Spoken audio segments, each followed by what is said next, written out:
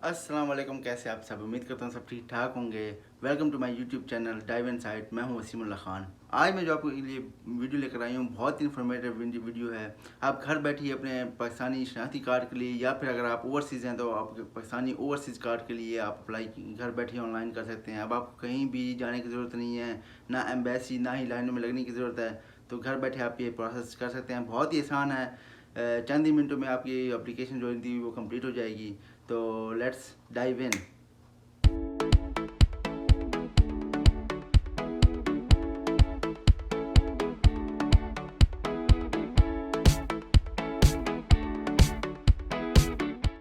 ये वीडियो थोड़ी सी लंबी होने वाली है, क्योंकि आपको पता है कि प्रोसेस है ऑनलाइन तो थोड़ा सा टाइम लगता है, और वैसे भी मैं आपको बता रहा हूँ तो इसमें भी थोड़ा सा ज़्यादा एक्स्ट्रा टाइम लगेगा। लेकिन आपने वीडियो एंड तक देखनी है, क्योंकि अगर कोई स्टेप आपसे मिस हो जाए तो फिर आपको बाद में समझ नहीं आएगी। तो मैं तो कहता हूँ कि साथ साथ आप अप्लाई भी शुरू कर लें। जैसे भी वीडियो एंड होगी आप अप्लाई भी कर चुकेंगे अपने कार्ड के लिए। तो ज़्यादा टाइम वेस्ट किए बगैर चलते हैं अपनी कंप्यूटर स्क्रीन की तरफ। तो सबसे पहले आपने ब्राउज़र खोल लेना है। ब्राउज़र अगर आप मैकबुक यूज़ कर रहे हैं तो आपको गूगल क्रोम या फायरफॉक्स डाउनलोड करना पड़ेगा, क्योंकि सफारी जो है वो इस वेबसाइट को सपोर्ट नहीं करता। तो ब्राउज़र खोल के आपने यहाँ पे टाइप कर देना है पाक आइडेंटिटी। तो ये यहाँ पे साइट ऐसे आ जाएगी। जो सबसे पहली साइट है ये आपने ओपन कर देनी है। मेक श्योर कि जो साइट है वो आपकी पाकिस्तान गवर्नमेंट की है। यहाँ पे id.nadra.gov.pk, ये मेक श्योर करने की यही साइट है आपकी। तो ये पेज आपके पास ओपन हो जाएगा। इस पेज पे आपने यहाँ पे अप्लाई नाउ और लॉगिन, इस पे क्लिक करना है। तो यहाँ पे आपके पास ऑप्शन आ गई है। अगर आपका ऑलरेडी इसमें अकाउंट है तो आप लॉगिन कर लेंगे। अगर आप नए हैं, अकाउंट अभी नहीं बना हुआ, तो इस पे रजिस्टर कर लेंगे। बहुत ही आसान स्टेप है रजिस्टर करने का। यहाँ पे जैसे आप अपना नाम डालेंगे, कंट्री डालेंगे, ईमेल डालेंगे, पासवर्ड, और पासवर्ड दोबारा करके ये कोड डाल देंगे तो आपका अकाउंट बन जाएगा। आप फिर स्टेप 2 में क्या है कि आपका ईमेल या मोबाइल पे वो आपको कोड भेजेंगे। तो आपने वो कोड कंफर्म कर देना है और आपका अकाउंट बन जाएगा। बहुत इजी है। जबकि मेरा ऑलरेडी अकाउंट है तो इसलिए मैं लॉगिन हो जाता हूँ। अगर आपका नहीं है तो आप अकाउंट बना लें, 2 मिनट लगेंगे। यहाँ से लॉगिन होते हैं, ईमेल एंटर करते हैं।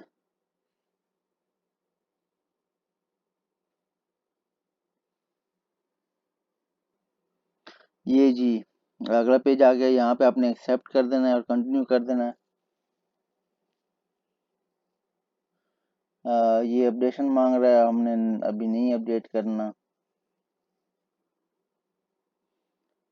अच्छा, तो यहाँ पे क्या करना है कि ये देखें, ऑलरेडी मैं इस पे काम कर रहा हूँ। ऑलरेडी मैंने 2 एप्लीकेशनें की हुई हैं, वो भी यहाँ पे हैं। अगर मैं वो इसमें ये होता है कि आप एप्लीकेशन आप सेव कर सकते हैं, दोबारा आपको जब टाइम मिले तो दोबारा उस पे काम कर सकते हैं।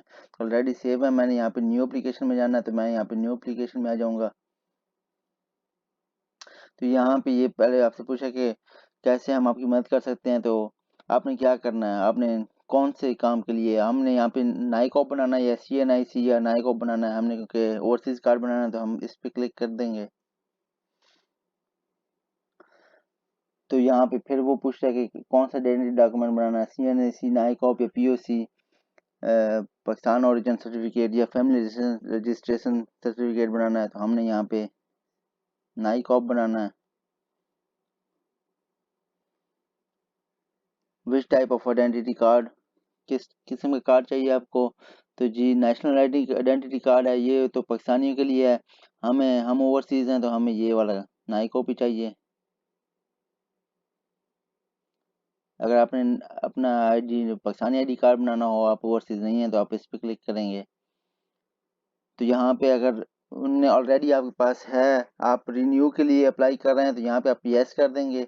और वहाँ से नीचे आपको ऑप्शन आ जाएगी, वहाँ पे आपने अपना जो आईडी कार्ड का नंबर है वो एंटर कर देना है। अगर आपके पास पहले से बना हुआ है, आप रिन्यू कर रहे हैं या कोई इन्फॉर्मेशन उसमें मॉडिफाई कर रहे हैं, तो वो कर लें। उसका ये फ़ायदा होता है कि जब आप नंबर एंटर करेंगे तो उनके पास आधी इन्फॉर्मेशन आपके पास ऑलरेडी होती है। जो फॉर्म फिल करना होता है आपने, उसमें से तकरीबन 40% ऑलरेडी वो फिल होता है, क्योंकि वो इन्फॉर्मेशन ऑलरेडी उनके पास होती है। तो आपका फॉर्म 40% फिल होता है।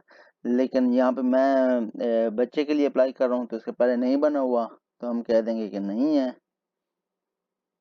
अगर आप यस करेंगे तो यहाँ पे विंडो आ गई, वहाँ पे आपने नंबर एंटर कर देना है और start application.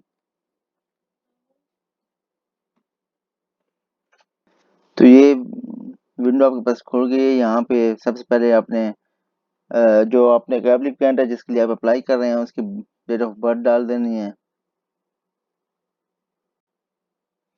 Country of stay तो यूनाइटेड स्टेट है, आप अपने हिसाब से डाल देंगे जो भी हो। अच्छा, यहाँ पे अब ये है कि एप्लीकेशन जो प्रोसेसिंग प्रायोरिटी है वो क्या आप करना चाहते हैं। नॉर्मल जो है ये आता है तकरीबन 31 डेज में। जो अर्जेंट है वो आएगा आपको 23 डेज में। जो एग्जीक्यूटिव है वो आएगा 7 वर्किंग डेज में। तो मुझे नॉर्मल चाहिए, मैं उस हिसाब से कर लूँगा। उस हिसाब से आपको आपकी फ़ी भी है। यहाँ पे ऊपर देखें, ये एप्लीकेशन फ़ी जो है वो $39 है नॉर्मल की। जो अर्जेंट है उसकी है $57। जो एग्जीक्यूटिव है उसकी है $75। तो मैं यहाँ पे नॉर्मल करूँगा। अच्छा, यहाँ पे अब हमने क्या करना है कि जो उसकी पिक्चर जो है वो हमने स्कैन करनी है, वो अपलोड करनी है यहाँ से।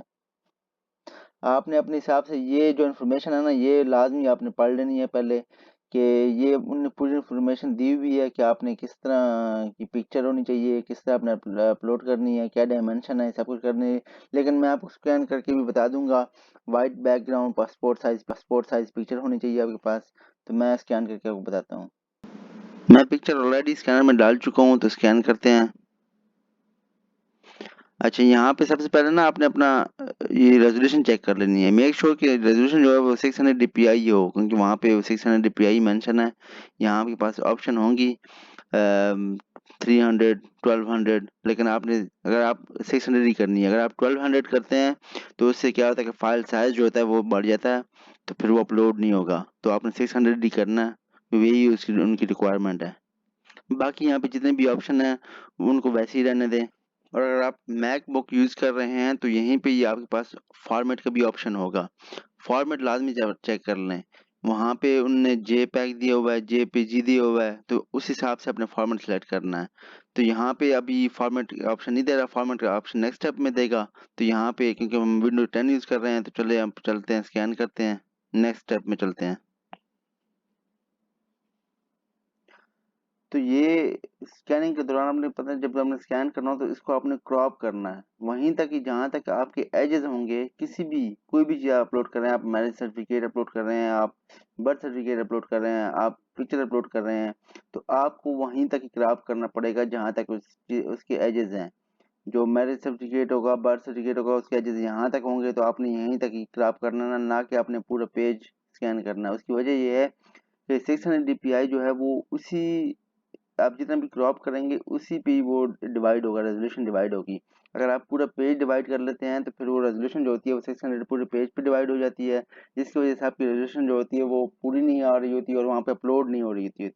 अक्सर लोग मुझे कॉल करके कहते हैं कि हमारी जो पिक्चर है या हमारे कोई डॉक्यूमेंट है वो अपलोड नहीं हो रहे, तो उसकी वजह यही होती है कि वो आप रेजोल्यूशन जो है उसको ज़्यादातर पूरे पेज पे डिवाइड कर लेते हैं, जिसकी वजह से रेजोल्यूशन जो होती है वो कम हो जाती है।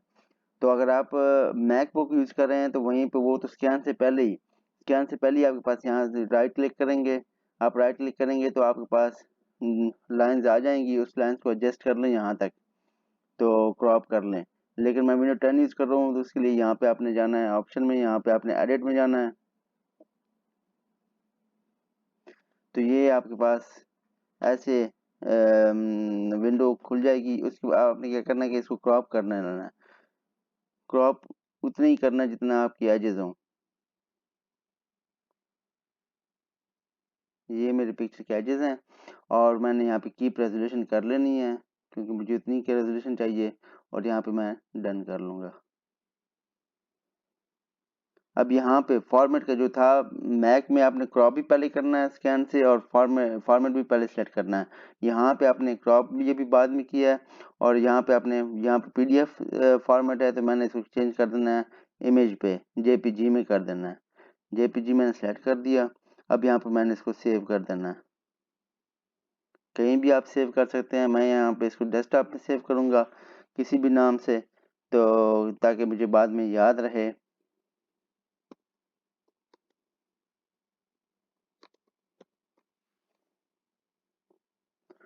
तो ये अब जो है ना डेस्कटॉप पे सेव हो चुके हैं। अब मैं वहाँ से जाके इसको दोबारा अपलोड कर दूंगा डेस्कटॉप से।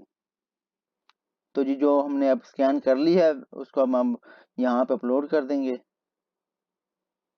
मुझे पिक्चर जो है ना वो दोबारा स्कैन करनी पड़ी थी, वो इसलिए कि वो मेरे जो स्कैनर था उसकी स्क्रीन साफ नहीं थी। तो आप भी मेक श्योर कर लें, क्योंकि जो आप जो भी चीज़ें यहाँ पे अपलोड कर रहे हैं फाइल, उसमें वो बिल्कुल क्लियर हो, इन्फॉर्मेशन उसमें बिल्कुल क्लियर हो।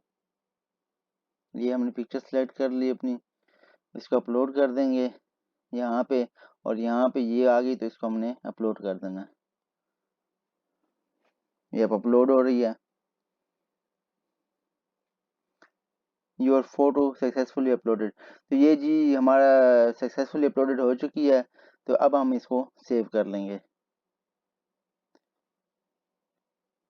अब ये एप्लीकेशन हमारी सेव हो चुकी है। इस तरह हर एप्लीकेशन के एंड में आपके पास सेव का ऑप्शन होगा। इस तरह आप जैसे ही सेव करते जाएंगे वहीं पे आप एप्लीकेशन जो है वो सेव होती जाएगी। फिर आप अगर जाना चाहें दोबारा आप लॉग आउट कर सकते हैं, आप चले जाएं।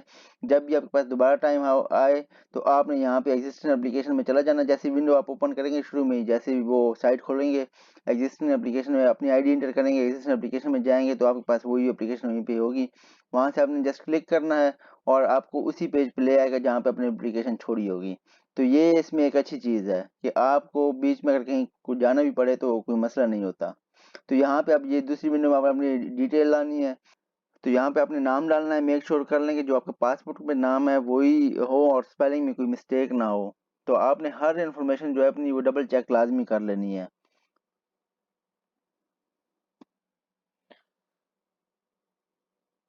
यहाँ पे आपका उर्दू का नाम ऑलरेडी टाइप हो जाएगा, लेकिन अगर आपका उर्दू का नाम गलत लिखा हुआ है जो आपने है, तो यहाँ पे आप जस्ट क्लिक करेंगे। जैसे ही आप इस पर क्लिक करेंगे तो यहाँ पे आपके पास की उर्दू का कीबोर्ड आ जाएगा। यहाँ से आप इसको अपना नाम जो है वो दोबारा सेट कर सकते हैं, क्योंकि यही नाम आपका प्रिंट होकर आएगा इंग्लिश में भी और उर्दू में भी। तो इसलिए मेक श्योर कि ये आपका जो नाम है वो बिल्कुल सही लिखा हो। तो इसलिए यहाँ से उर्दू में इसको टाइप करके आप सीधा सही कर सकते हैं अपना नाम। जेंडर मेल आपने अपने हिसाब से सेट करना है। यहाँ पे नेटिव लैंग्वेज जो है यहाँ पे मेरे हिसाब से पश्तो है तो मैं पश्तो करूँगा। ब्लड ग्रुप जो है वो बच्चा है अभी नहीं पता तो नन कर देंगे। आपको पता है तो आप यहाँ पे लिख दें वो जो आपको भी ब्लड ग्रुप हो। सिटीजन नंबर तो यहाँ पे है नहीं हमारे पास, अगर आपके पास ओल्ड हो तो यहाँ पे आप लिखेंगे। एज के रेजिडेंशियल आप इसको अगर आप हैं तो यस कर देंगे, अगर नहीं है एज आज़ाद जम्मू कश्मीर से नहीं है तो नन कर देंगे। यहाँ पे आप मैरिटल स्टेटस जो भी आपके हिसाब से होगा वो कर लेंगे। मैरिड हैं तो अनमैरिड हैं जो भी हैं, लेकिन यहाँ पे बच्चा है तो ये अनमैरिड। रिलीजन इस्लाम आप जो भी सिलेक्ट करना चाहें यहाँ सिलेक्ट कर सकते हैं इस्लाम। तो आइडेंटिफिकेशन मार्क जो है मेरे पास नहीं है तो हमने नील कर देना है। अगर आपको कोई हो तो आपने वो यहाँ पे लिख देना है। और ट्विन सिबलिंग्स तो जी यहाँ पे जो इसकी मैं एप्लीकेशन दे रहा हूँ ये ट्विन सिबलिंग है तो मैं यस कर रहा हूँ। अगर आप के ट्विन नहीं है तो आपने नो कर देना है। तो यहाँ पे date of birth already given है, इसको हम चेंज नहीं कर सकते। और बर्थ कंट्री जो है वो यूनाइटेड स्टेट है। आप अपने हिसाब से डाल दें जो भी आपका है। प्रोफेशन नन, क्योंकि बच्चा है आप अपने हिसाब से डाल सकते हैं। डिसेबिलिटी भी नहीं है तो नो। आपकी कोई है तो आप यस कर दें और उसके बाद आगे आगे वो आपसे फिर डिटेल भी पूछेगा कि कौन सी क्या है तो वो भी आप बता दें। क्वालिफिकेशन जो है वो नन है।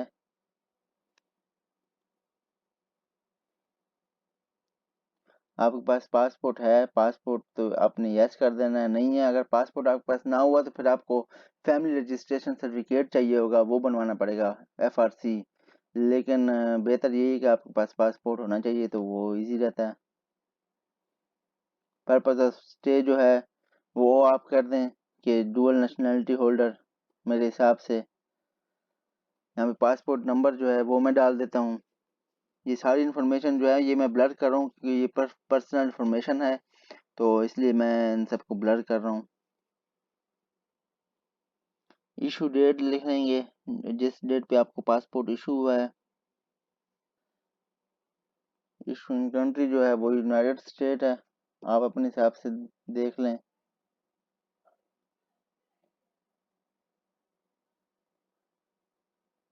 और मेक श्योर करना कि इन्फॉर्मेशन आप डबल चेक करते रहें सारी। सेव कर लें। तो अगला पेज, यहाँ पे आपके पास फादर डिटेल्स हैं कि आपके जो वालिद का नाम है उसके आपने फुल नाम लिख देना है, उसका सिटीजन नंबर आपने लिख देना है वालिद का। यहाँ पे आपसे मदर डिटेल मांगेंगे, जो वालदा का नाम है वो आपने लिख देना है और वालदा का सिटीजन नंबर आपने एंटर करना है। यहाँ पे उर्दू और इंग्लिश दोनों नाम आपने चेक कर लेना है आईडी कार्ड के हिसाब से। यहाँ से आपने आईडी कार्ड का नंबर डाल देना है।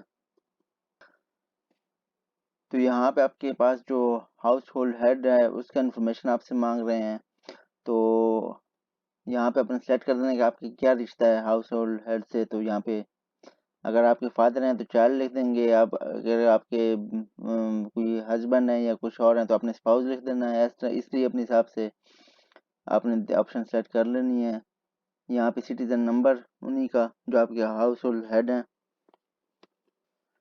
तो यहाँ पे आपसे पूछ रहे हैं कि आप किसी और फैमिली मेम्बर्स की इन्फॉर्मेशन देना चाहते हैं। अगर देना चाहते हैं तो यस कर दें, फिर उनके नाम और आईडी कार्ड आपसे पूछेंगे। अगर नहीं देना चाहते तो आप नो कर दें।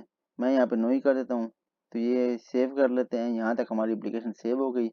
आगे हमसे परमानेंट प्रेजेंट एड्रेस मांग रहे हैं। प्रेजेंट एड्रेस वही होगा जो आपका इधर ही है, किसी भी फॉरेन कंट्री में आप जब रह रहे हैं तो वो जो आपका एड्रेस है वही आपका प्रेजेंट एड्रेस है और इसी पे आपको कार्ड डिलीवर होगा यहाँ पे।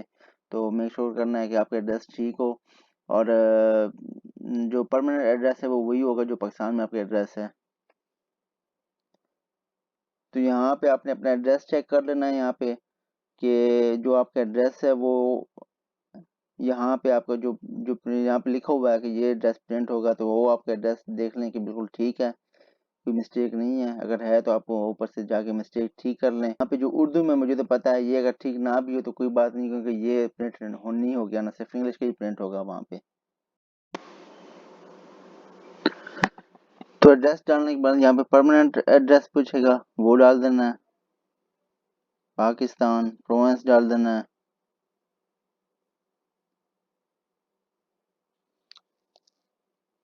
यहाँ पे अपना डिस्ट्रिक्ट,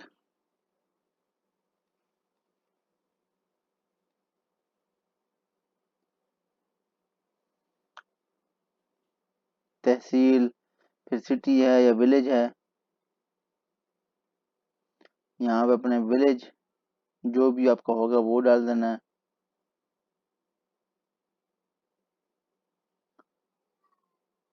यहाँ पे एडिशनल एड्रेस आपका कोई घर नंबर हो या स्ट्रीट नंबर हो, जो भी हो वो डाल देना है।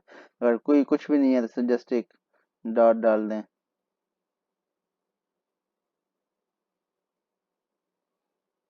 तो यहाँ पे जो एड्रेस होगा वो आपका प्रिंट होके आएगा आपके कार्ड पे।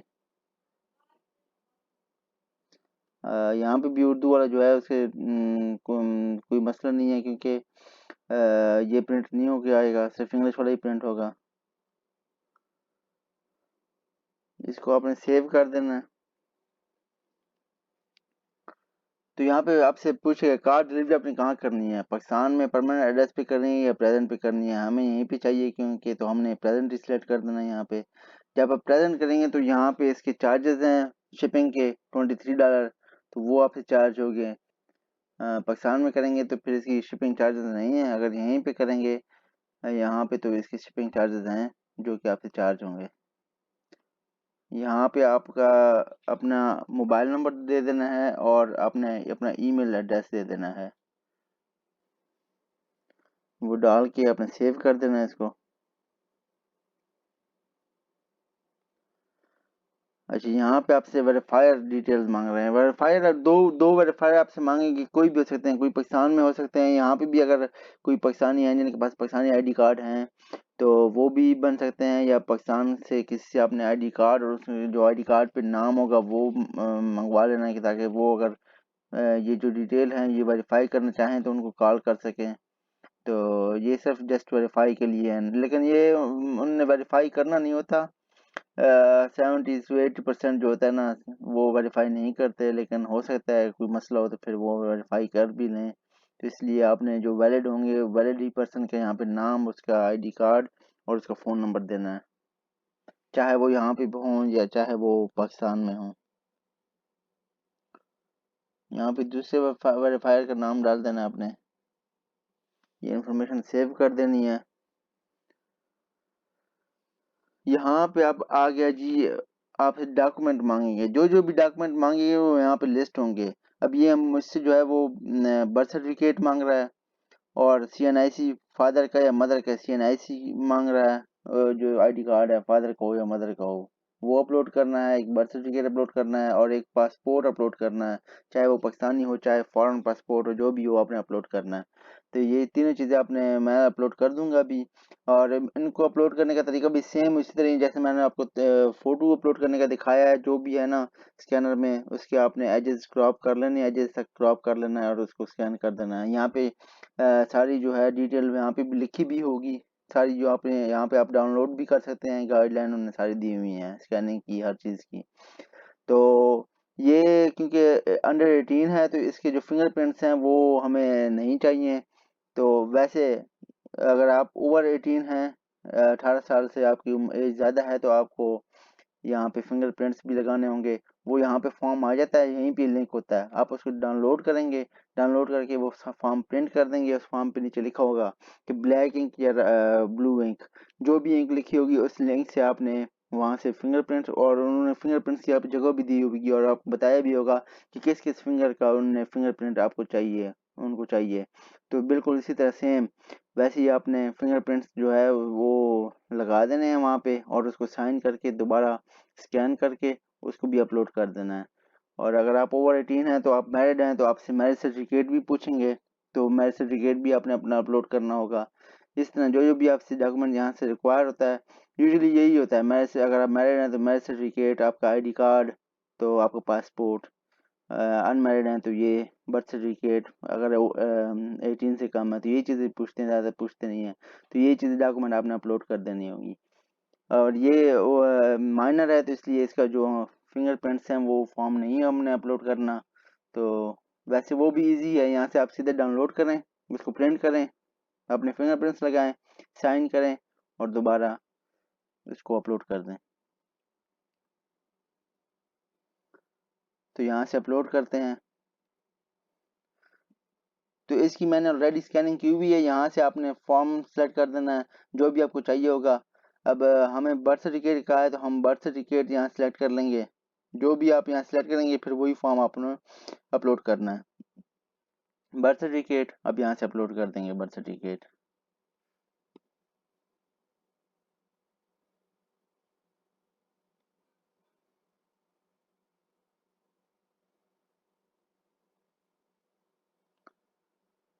अब इसको अपलोड कर देंगे।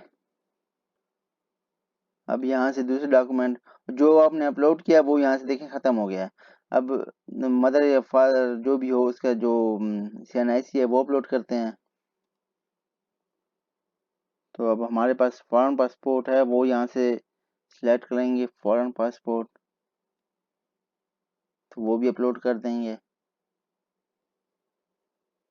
देखिए हमने सब अपलोड कर दिया, तो यहाँ पे जो भी हमने ऑप्शन दी थी वो सब खत्म हो चुकी हैं, क्योंकि हमने सारे डॉक्यूमेंट जो हैं वो अपलोड कर दिए हैं, और यहाँ पे वो सारे डॉक्यूमेंट देखने आ चुके हैं। अब इन डॉक्यूमेंट को आप यहाँ से व्यू डॉक्यूमेंट में जाके देख भी सकते हैं, किसी को आपने रिमूव करना हो तो रिमूव भी कर सकते हैं, कोई गलत अपलोड हो गया हो तो यहाँ से व्यू लाजमी कर लें, आप देख लें कि आपने वाकई जो ठीक डॉक्यूमेंट अपलोड किया है। उसके बाद आप इसको यहाँ से सेव कर लें, इसको सेव कर लेंगे सबको। तो ये जी फाइनल एप्लीकेशन आपके पास आ चुकी है, इसको आपने दोबारा सारी अपनी इन्फॉर्मेशन चेक कर लेनी है, मेक श्योर हर चीज़ आपकी ठीक हो। अगर कोई चीज़ भी ठीक ना हो तो वापस आप ऊपर जाके यहाँ पे सारी इन्फॉर्मेशन है दोबारा, जिसमें भी इन्फॉर्मेशन आपने दोबारा मॉडिफाई करनी है, दोबारा डालनी है, तो वो आप यहाँ से दोबारा डाल के सेव कर सकते हैं। तो सेव करके आप फिर इसी पेज पे आ जाएंगे। तो ये देखना, मेक श्योर करेंगे सब कुछ आपका जो है वो बिल्कुल ठीक है। तो सारी इन्फॉर्मेशन जब आपने चेक कर ली बिल्कुल ठीक है, तो उसके बाद आपने यहाँ पे कुछ डिक्लेरेशन है वो कर देनी है कि आपने ये फॉर्म खुद फिल किया है, आप जो इन्फॉर्मेशन आपने डाली है वो बिल्कुल ठीक डाली है अपने नॉलेज के मुताबिक। ये सारी डिक्लेरेशन है ये आपने पढ़ लेनी है और इसको आपने टिक कर देना है कि आप ये इन्फॉर्मेशन कोई भी वेरीफाई कर सकता है। सब अपनी डिक्लेरेशन कर देनी है।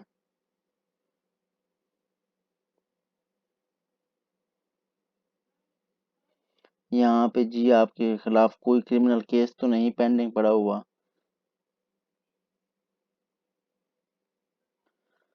तो यहाँ पे अपने यस कर देना है कि आपके खिलाफ कोई भी केस नहीं है। तो आपने इसको सेव कर देना है। जैसे भी आप सेव हो जाएंगे तो यहाँ पे आपके पास ऑप्शन आ जाएगा प्रोसीड टू पेमेंट। तो यहाँ पे इसको क्लिक कर देंगे।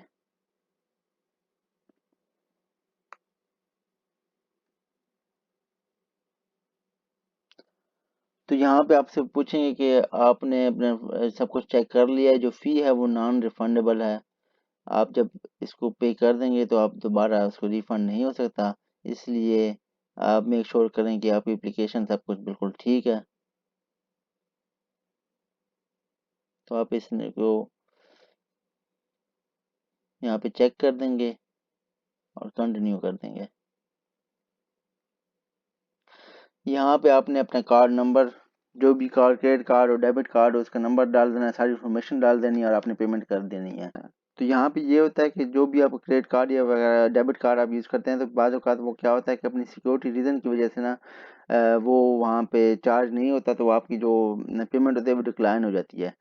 तो आपने घबराना बिल्कुल भी नहीं है। 2-3 कार्ड आपने ट्राई कर लेने हैं, हो सकता है पहले भी हो जाए, लेकिन अगर ना हुआ तो 1-2 कार्ड और ट्राई कर लें तो बेसिकली हो जाएगा। इतना कोई मुश्किल काम नहीं है। एक दफ़ा पेमेंट कंफर्म हो जाए तो आपको ईमेल में रसीद मिल जाएगी। तो आपके एप्लीकेशन प्रायोरिटी के हिसाब से इंशाल्लाह उस इतने दिन में आपका जो कार्ड है वो आपके एड्रेस पे पहुंच जाएगा। तो ये थी जी आज की हमारी वीडियो। उम्मीद करता हूँ आप ये हेल्पफुल रही होगी। अगर इस वीडियो के बारे में कोई क्वेश्चन हो या किसी और टॉपिक के बारे में कोई क्वेश्चन हो तो प्लीज़ हमें अपने कमेंट्स में ज़रूर बताइएगा, हम इंशाल्लाह रिस्पॉन्ड करेंगे। और अगर आपको हमारी वीडियो अच्छी लगी हो, क्योंकि ये बहुत टाइम कंज्यूमिंग वीडियो होती है ऐसी वीडियो बनाना, तो प्लीज़ इसको लाइक कीजिए, ये हमारा पे बैक है। और वीडियो अच्छी लगी है तो प्लीज़ शेयर भी कीजिए और चैनल को सब्सक्राइब करना मत भूलिए। आपसे मिलते हैं अपनी अगली वीडियो में, तब तक के लिए अल्लाह हाफिज़।